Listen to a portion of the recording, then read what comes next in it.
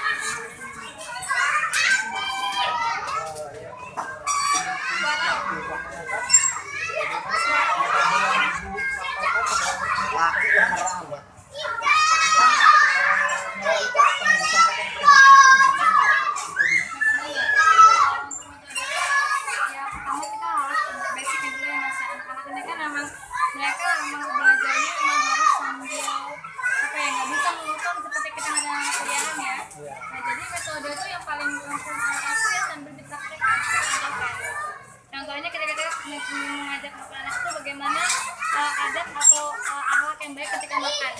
Nah itu kalau kita bacakan teori, mereka nggak akan nyambung, masih lama untuk bisa pahamnya. Tapi ketika kita contohkan, nak, kalau makan harus duduk ya nak, duduk, kita duduk juga dengan tangan kanan. Mereka ikuti.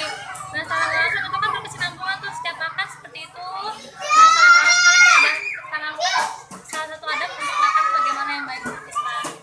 Jadi kalau untuk anak-anak TK ini efisiennya sambil dicontohkan.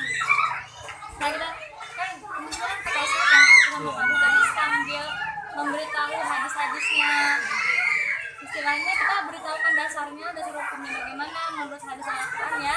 Sembari kita juga praktekkan gitu. Jadi mereka pernah kalau hanya kita bilang hadisnya seperti ini lah, tapi kita benar-benar mereka kadang-kadang belum cepat bisa.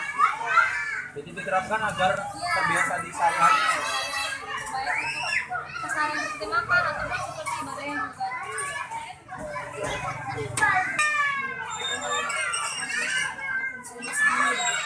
Kalau kendala pasti ada mbak, pasti ada kendala gitu. Apalagi kan mereka ini kan sifatnya anak-anak kan ini apa ya, mereka tuh kan lembut, tapi mereka nggak bisa dikerasin, tapi juga nggak bisa terlalu dilepas. Jadi emang harus controlling sih. Dan ya, intinya jadi guru TK tuh emang harus sering-sering ngingetin gitu, nggak bisa cuma sekali 2 kali, sebulan 2 bulan, jadi emang harus berkesinambungan gitu. Padahal pasti ada, namanya anak-anak kan gitu.